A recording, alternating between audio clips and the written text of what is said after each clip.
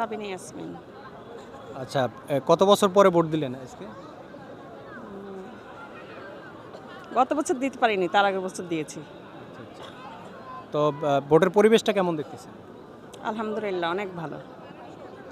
এমনি এই যে আসা যাওয়ার ভিতরে কেউ কি বলে যে এখানে ভোট দিয়েন, এখানে এরকম কোনো না না, কেউ আপনার ইচ্ছা মতো? আমার ইচ্ছা মতো আমি ভোট দিয়েছি, কেউ কিছু বলে নাই। আচ্ছা, আজকে যে যাকে ভোট দিলেন তারা তো আগামী 5 বছরের জন্য বাংলাদেশের ভবিষ্যৎ তাদের হাতে তুলে দিলেন। তো আপনি ভোটটা কি মার্কা দেখে দিলেন, না তাদের যোগ্যতা যাচাই বাছাই করলেন, সততা, এই জিনিসগুলো দেখেন?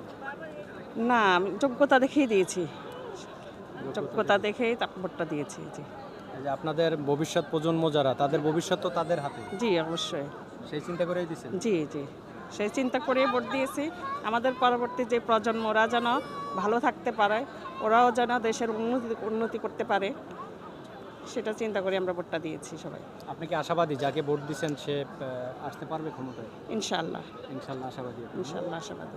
আচ্ছা, যারা কালকে সরকার গঠন করবে তাদের কাছে একটি আবদারের কথা যদি বলেন, একটি আবদার বলেন, কি চাচ্ছেন তাদের কাছে?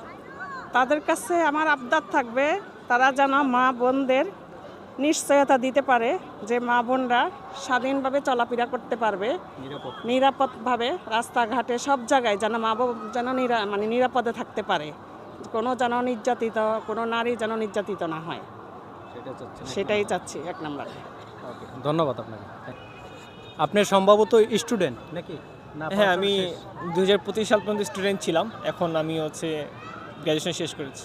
আচ্ছা, বর্তমান জেনারেশন, আপনি বর্তমান বাংলাদেশের সবচাইতে মানে আপনাদের হাতেই আগামীর বাংলাদেশ। তো সেই হিসেবে আপনি একজন সচেতন মানুষ হিসেবে আপনি যাকে ভোট দিলেন তার কি যোগ্যতা দেখে দিলেন, কি যাচাই বাছাই করে দিলেন, নাকি মার্কা দেখেই দিয়ে দিচ্ছেন?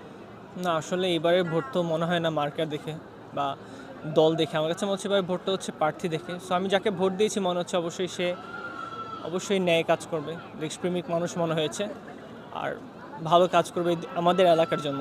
তাই দেখে আসলে ভোট দিয়েছি, এটা আমার মন বলছে আর কি। এখন সবাই তো অনেক কথাই বলে প্রার্থী হওয়ার আগে, সো দেখা যাক।